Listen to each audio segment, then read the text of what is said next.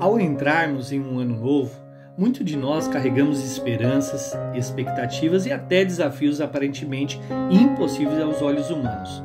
O que fazer quando enfrentamos situações que vão muito além do nosso controle? Nós vamos olhar hoje para os milagres de Jesus e como eles podem nos ensinar a crer no impossível, que pode se tornar possível. Vamos hoje, irmãos, refletir sobre como esperar o milagre em 2025, confiando no poder de Deus e na sua soberania. Mas antes da gente começar, gostaria de convidar você que ainda não se inscreveu aqui a se inscrever, para que você possa ser ministrado diariamente pela palavra de Deus, para que o Senhor gere fé no seu coração e dê direção no seu dia a dia e na sua caminhada. Mas sem mais delongas, vamos ao nosso conteúdo de hoje. A palavra de hoje se encontra no Novo Testamento, livro de Lucas, capítulo 18, versículo 27, que diz o seguinte: Jesus respondeu: o que é impossível para os homens é possível para Deus. Irmãos, o milagre é uma intervenção divina que vai muito além das leis naturais ou daquilo que eu e vocês possamos ver ou enxergar. Deus, ele se manifestou em seu poder para realizar algo que o homem não pode fazer. O livro de João, capítulo 2, versículo 11, ele diz o seguinte: Este princípio dos sinais que Jesus dá em Caná da Galileia se manifestou a sua glória e a seus discípulos que creram nele. O que Jesus fez? Ele fez aquele milagre naquele casamento, transformando água em vinho. Então, os milagres, eles revelam a glória de Deus. Eu não sei se vocês já passaram por essa experiência.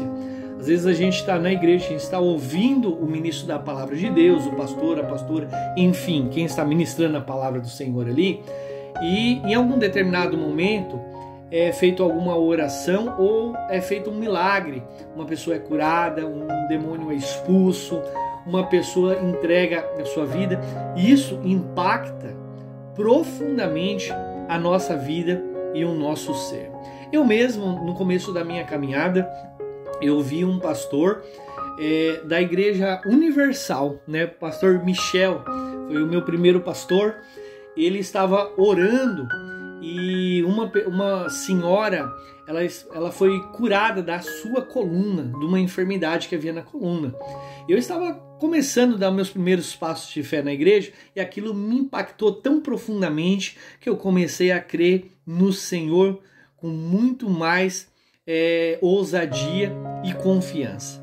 Então, assim, os milagres de Jesus, os propósitos dos milagres de Jesus, eles têm que revelar a identidade do Senhor.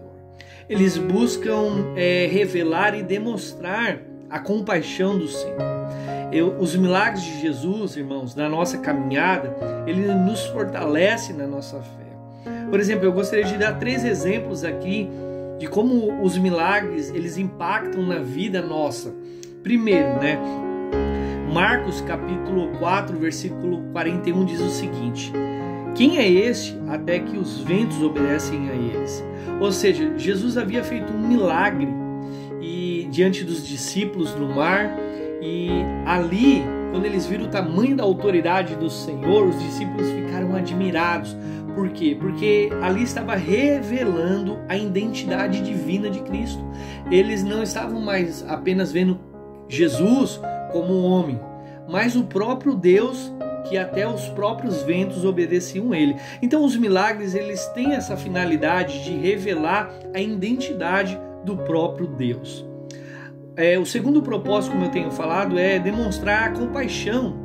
João capítulo 11, versículo 35 diz que Jesus chorou antes de ressuscitar Lázaro, mostrando empatia. Quando Jesus fez o milagre da ressurreição, e Lázaro era amigo de Jesus, um amigo íntimo, né? A gente vê o amor que o Senhor tem, a empatia que o Senhor tem pelas pessoas que estão perdidas, que estão necessitadas, que estão sofrendo. Um outro exemplo aqui é em João capítulo 20, versículo 31. Está escrito o seguinte: esses foram escritos para que creiais que Jesus Cristo é o Filho de Deus, e para que tenhas vida, né, e em seu nome.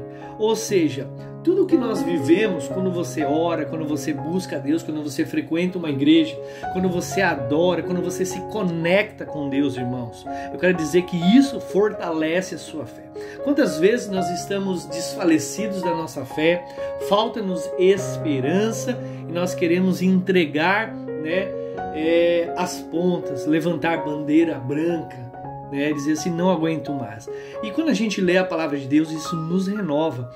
Então a gente pode sempre pegar esses exemplos e colocar no nosso coração, porque Deus, Ele deseja sim que a gente creia e tenha esperança que mesmo que você esteja neste momento não vivendo uma temporada muito boa na sua vida, Deus irá lhe abençoar se você seguir a direção do Senhor. Como eu tenho falado, a caminhada, irmãos, cristã, ela é cheia de desafios. E às vezes as pessoas não entendem isso. O trabalhar de Deus, muitas vezes, o Senhor permite que passemos por situações para que a nossa fé seja edificada.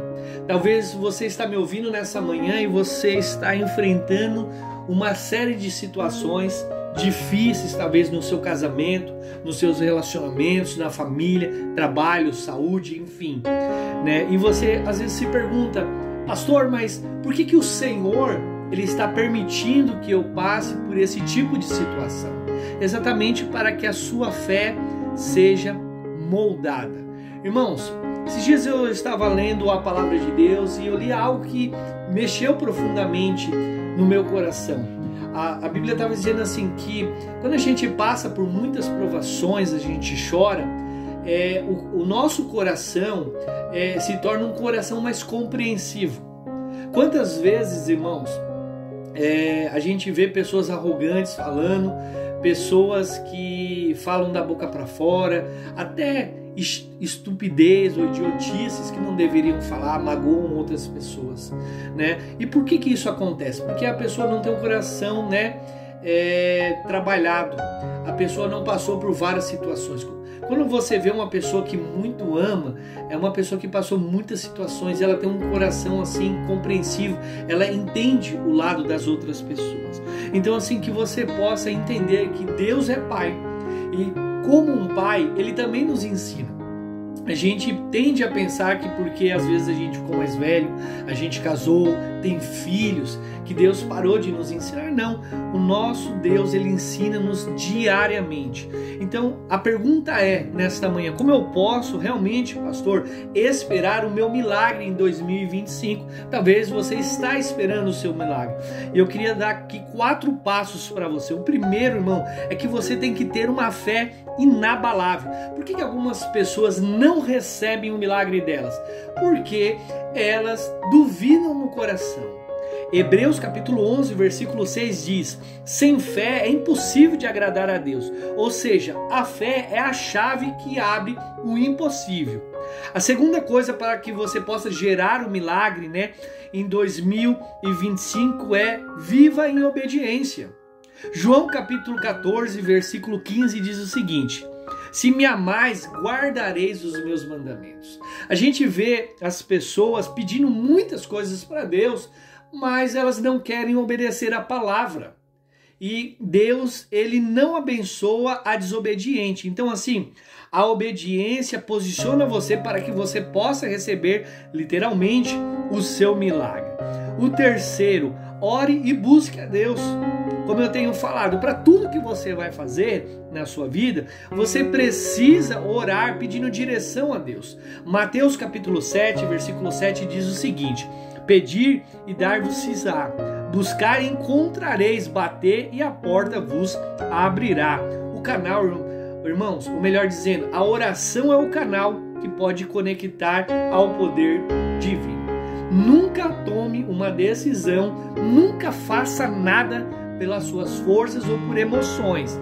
Ore a Deus. E um crente que não ora está fardado à derrota e à ruína. Alguma coisa está errada. Quarta e última direção para que você possa ter o seu milagre em 2025 realmente é agradecer antecipadamente, irmãos.